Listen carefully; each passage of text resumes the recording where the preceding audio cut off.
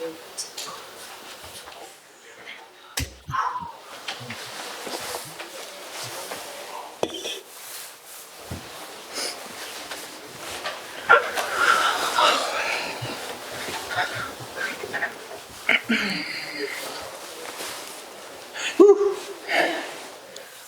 you cold?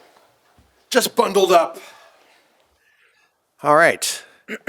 Once my American colleagues get settled, we do have a mic here for questions. These two need no introduction. Of course, our head coach, Emma Hayes, and our captain, Lindsey Horan.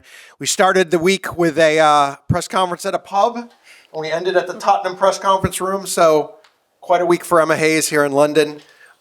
We will take questions for both of them. Please wait for the mic.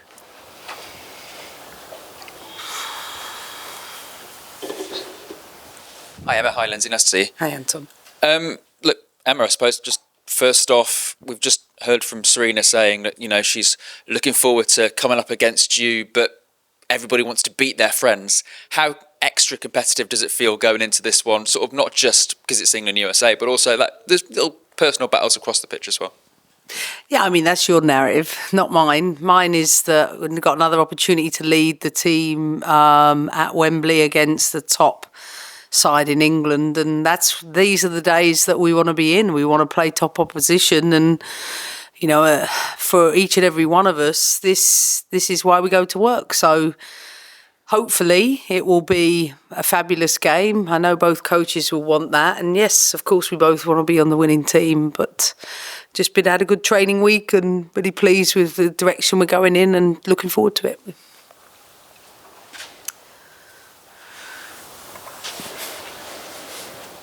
Hi, Emma. Hi, Lindsey. Hi. You've obviously played some top opposition in your short time as US manager, but not played England yet. Are there any kind of distinct challenges that you think playing against this England team will bring to your team? There is against every opponent. That's, you know, the interesting thing about international football is so many differences between teams. So I'm very familiar with England and their style of play, and like I said, I just think it will be a top tactical matchup between sides. There's a lot of quality players, and I don't think there's anything that separates England that we haven't necessarily faced before. We faced Germany in the summer, Japan, another different team, Brazil, different side. You know, that's international football, and one that I think all of these players are familiar with playing these types of opponents. So I don't think there's anything new for us, to be honest. And it's obviously going to be a great occasion at Wembley. More than 80,000 tickets sold. Just by saying those things, it seems like English women's football is kind of in rude health, at least just again from those statistics. But kind of, do you have any opinion on how kind of English women's football is doing, maybe in comparison to the US, in terms of like creating that women's football product and really championing it? No, I don't work here anymore. I work in the US, and I know that we got a thriving league in the NWSL, much like the WSL, and I think it's fair to say that both countries are committed to women's sport and developing the women's game. As always, you know, we can talk about the things we need to keep doing to improve it, but I think we need to celebrate, you know, how far we've come to, and having 80,000 paying fans to watch a great matchup is, again, not just a sign of progress, but shows that the Lionesses are sustaining a lot and being able to play at Wembley so often. So celebrate both countries, celebrate the work that's being done as opposed to pick it apart. Did you get onto the election this week, or were you too busy with Cluedo?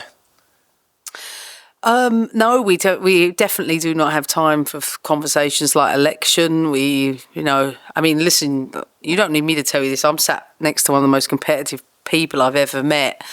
I'm sure, you know, Lindsey will tell you, not winning on a couple of occasions this week in some of the games we've had, including the leaderboard. I don't know where you are with that, but on the road. You can see Lindsey's all business. She only has time for things like that. She doesn't want to sit and talk around things like politics with me. I don't blame you though, Lindsey. You know? I'm quite dull. Sandra. Hi, Emma. Hi, Lindsey. Hope you're both well.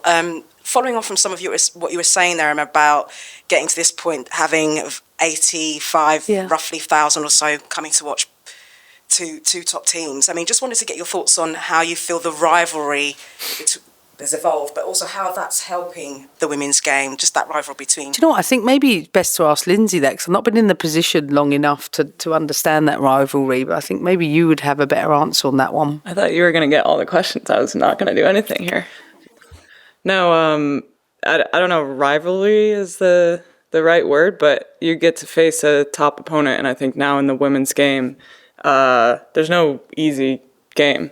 Even coming off the last camp that we had, the teams that we played had, such difficulty for us in certain scenarios. So now we got to go play against England in a, world-class stadium and legendary stadium. I think that's just the tip for us. I mean, it's incredible, but I think for us players, and like Emma said, I'm a competitor. I think these are the games that we thrive in. We love the pressure moments, and I think, it's got to be one of the most entertaining games for you guys to see. And you talk about being competitive. One of the competitors you'll be facing essentially is Lucy Bronze. Just wanted to get your thoughts about her as a player, someone former Leon player anyway, but just in terms of what she brings to the game. Yeah, I faced her a lot. I think it's like weird in football. You don't I've never played on the same team as her, but I feel like I know her, and she's a friend almost, just because we face each other so much, and I think we have a lot of respect there. I think she is a high-class professional in everything that she does, and the way she approaches the game. In every game that she plays, I think with such, that competitive attitude as well, and she's a winner, so that's always exciting for players like me and players we have on this team. We want to play against that. We want to play against the best. Awesome, go ahead. Hi, Lindsay. I think we all want to know what English dessert Emma made you have with your Thanksgiving dinner, and when she mentioned it, did you have visions of Rachel and friends and the mincemeat? English dessert? Well, it was Thanksgiving dinner. We had American dessert. No, but we do have like a little... I don't know. We do high tea in the afternoon, so I haven't seen you having Earl Grey or... I'm not a tea girl. Malty. But did you try the scones? Did you? No, have I got a game the coming up. Victoria sponge. No. Yeah, no, it's about that big, the bite. Okay. But, okay. Yeah. We'll go try it today. Yeah, no, they do this amazing high tea in the afternoon. I think, it's certainly been a nice gesture from Tottenham. It's been so lovely to stay here at the lodge. We feel like we've been.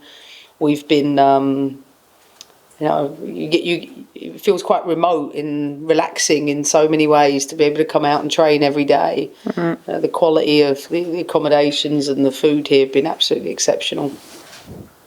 If we're a bit more serious, a couple of weeks ago you called Barbara Bander the best striker in the world, and this week we've seen people like J.K. Rowling comparing her winning the BBC Women's Football of the Year award to a spit in the face for women. As an international manager, are you prepared for the potential fallout in the future if you pick a player whose eligibility may be questioned? And do you think the authorities should come out and create an enforceable standard for issues like this? Barbara Bander is an amazing football player who I think it's ridiculous that she has to endure questions like this, to be quite honest with you. And she has our support. She's someone who's done a tremendous amount, not just for her club, but for her country. And what a brilliant season she's had. And we should be talking about that, the impact she's had on the NWSL, and saw it firsthand in the Olympics. I mean, wow, the way she stretches the line, her ability. And I think and I speak so highly of her because, in the women's game, we talk about all top players that come from more traditional nations. I think it's great that we see such quality coming out of Africa, and for her to make the impact that she has. She's, first of all, I know my assistant coach coached her at Zambia and talked about what an amazing person she is. So she has our full support, and quite frankly, I'm disappointed when I hear a lot of these things being said. Susie. Hey both. First off, Emma, what do you hope to learn about your team at this stage of its development from a game like this? What kind of lessons are you hoping to take away about the team as a whole and the players individually? I think for us, we like to layer on from camp to camp, the tactical developments to help us keep improving both sides of the ball. So I always want to see that first and foremost. And when you don't get a lot of time, you have to maximise that with the right type of things in training. So we're intentional to do that. So ideally, we see some of that progression first. Secondly, just the development of our talent pool. This is not an easy environment to come in, and for some players, this might be their first, their second, maybe even their third camp. That the more settled they become and more familiar with the way that we're playing, to see their development, whether that's from a starting position or they're coming from the bench. And most importantly, that we keep upholding the traditions that have made this programme so successful, and that is to keep pushing the envelope, not just on the pitch, but off the pitch. So those things, it's another step for us against an opponent that's going to test us, that's going to push us. And I know the players are really, really excited about that. And Lindsey, I mean, you've probably had this question a million times in the last 6 months, so forgive me, but the interest is very, very big on your manager ahead of this fixture. What's it been like for you working with her over these past 6 months? And yeah, what's the vibe like in camp with Emma at the helm? Yeah, it's amazing. I have to say all nice things right now. No, it's been. Has it been 6 months? Yeah, that's weird.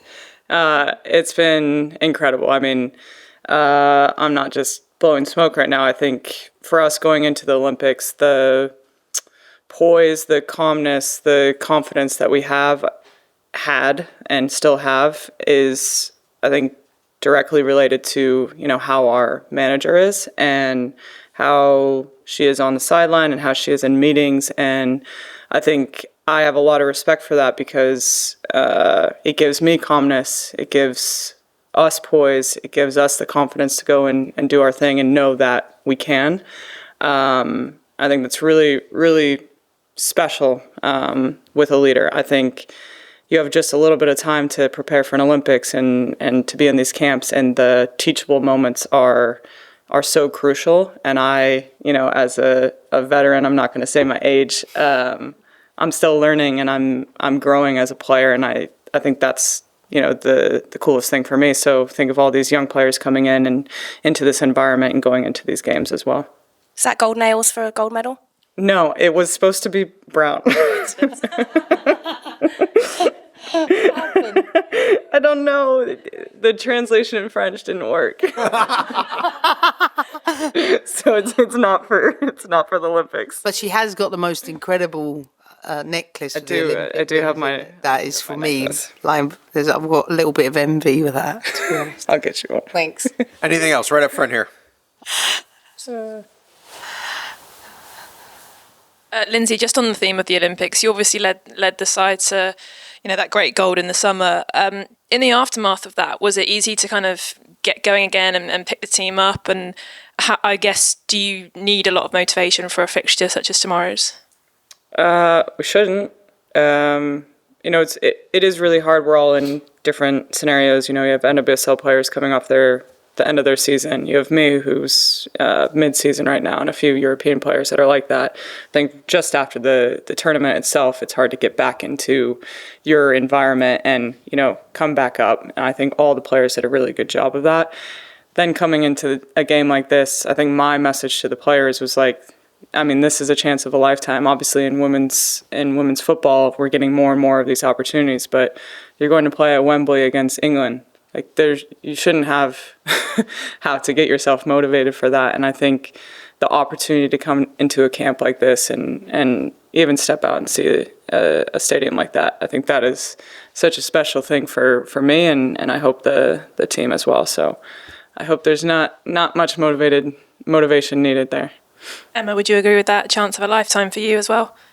I mean, I've had plenty of them at Wembley, so this is another moment to be there, and I wouldn't say it's the chance of a lifetime. I think coaching this team in every game is that for me. Just it happens to be at Wembley tomorrow, and probably get a few more of my family there that wouldn't ordinarily get, let's say, if we got the game in Austin. But I just love watching the players. That for me is always my motivation. Watching them, watch how they develop, watch how they handle all of the moments that come with the game. my interaction, my role is, when's needed from the touchline, knowing that they can't hear a single word I'm saying. But our preparation in advance, I've told them this earlier, I'm really looking forward to watching how they solve situations tomorrow in action when we don't, we won't be able to hear each other during the game. I'm looking forward to seeing the leadership throughout the team, not just with Lindsey, but other players that will be instrumental to making sure we communicate the right things in the right moments. Thanks. Go well tomorrow. Cheers. Anything else? Right up here. Hi both, hope you're well. Emma, I know obviously tomorrow's the closest task at hand, but looking a little bit past that, you were quite insistent on Monday that you want to win the World Cup. Yeah.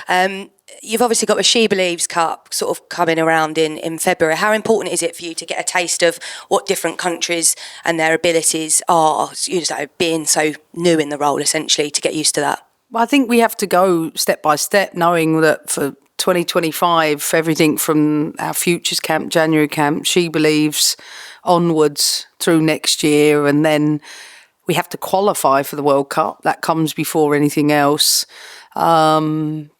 That we've got X amount of opportunities, very limited over, feels like a long time, but when you're not together that often, it's not actually that much. That there's always getting the balance right between playing a team that knows how to play together, knows how to deliver at the highest level versus developing players that don't know that yet and getting those moments right. I think 2025 will be about doing those things while always aiming to win. Like, that doesn't have to be spoken about. That's what we do every day.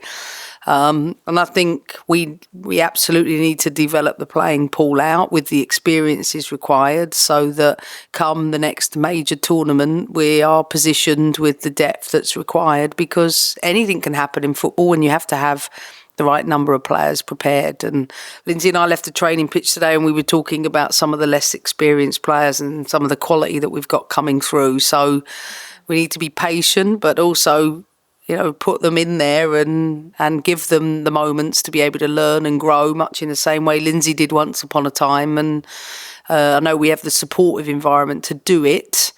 And tomorrow and the game in the Netherlands provide a perfect platform for us to see where they are in that development. Thank you. And Lindsey, before I actually ask you my proper question, I know you're an Arsenal fan, so I want to find out how you've been faring in the Tottenham camp. I haven't been saying that out loud. So I actually enjoyed going and talking to Ange the other day. But I'm not supposed to say that as an Arsenal fan. But, I mean, this is like heaven on earth for me. We came here before the 2019 World Cup, and I think a lot of us said this was the reason that we won that World Cup, because you're put in the most professional environment. And, I mean, you got a pitch right out there. It's the nicest pitch in the world. And everything here is world class. So good answer. Diplomatic. Go on, Gunners. Just lastly from me, congratulations on your FIFA Best nomination alongside some of your other US teammates. She may not know that because she just got up and went to training, but you're nominated for FIFA Best Congrats. Player of the Year. Thank you. I'm glad I could deliver that news. Thank you. As is Emma. Exactly. Yeah. Did you know? He told me just before I came in. Okay. Well, you've not had much time to process that news, but I was going to ask you sort of how that feels. I know it's not the first time you've been recognised for your ability on the pitch. Does that feeling ever get old? Do we have more US players We nominated? have 5 others, yeah. That makes me very happy. Nice. 6. I think that's the biggest thing for me. I think a lot of the times you don't see a lot of US players involved in that. And I think, looking at the Ballon d'Or nominations, I was really happy because I'm like, it just hasn't been like that. We haven't had a lot of players in there, and I would always ask why. And I think we've had some world-class performances, not just in the Olympics, but in the NWSL as well, from those players that were nominated. And I'm so proud of my teammates as well that are nominated in this. And obviously it is always an honor for me to be in that mix and with, some of the best players in the world. Thank you. Best of luck tomorrow. Thanks, everybody. We're going to go let them have some lunch right now, and we'll hopefully see you all at Wembley tomorrow. Thank you, guys. We're